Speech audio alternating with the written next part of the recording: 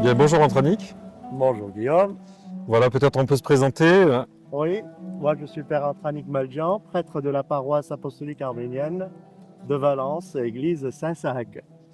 Voilà, et je suis le recteur de la cathédrale de Valence, le Père Guillaume Tessier.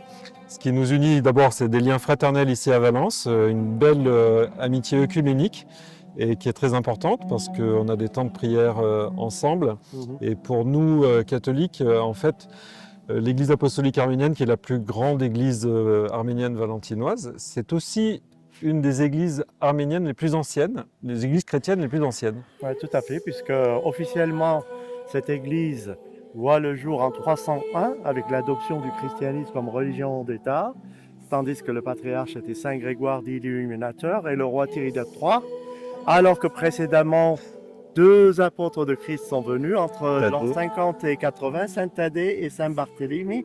C'est pour ça qu'on se revendique comme apostolique. Exactement, et moi j'ai été beaucoup marqué en allant en pèlerinage au Saint-Sépulcre à Jérusalem.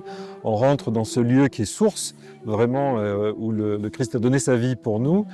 Et il y a trois alphabets qui se cohabitent.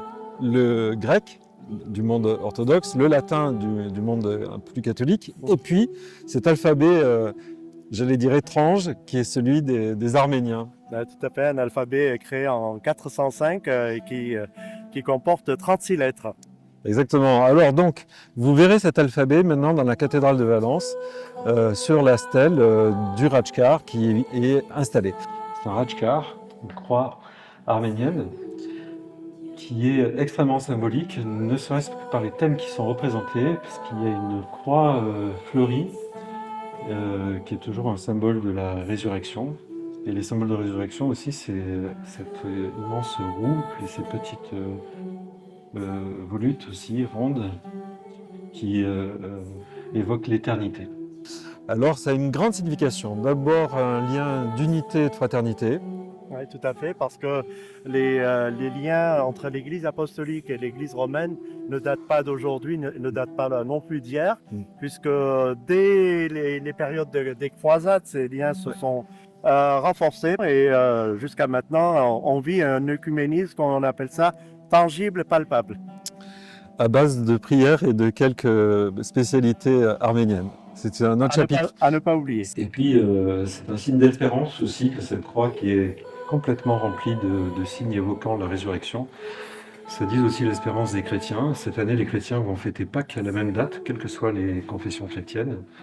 Et je trouve que c'est un beau signe posé ici à Valence d'unité, d'abord, entre les communautés. Et puis un signe d'espérance dans ce monde aussi qui est quand même très travaillé par la violence et par le mal. Sachez que aussi à Valence, dès 313, on a la trace d'un pèlerin qui va de Bordeaux à Jérusalem. Il s'arrête à Valence. Ça veut dire que la cathédrale de Valence est un lieu qui est tourné vers l'Orient.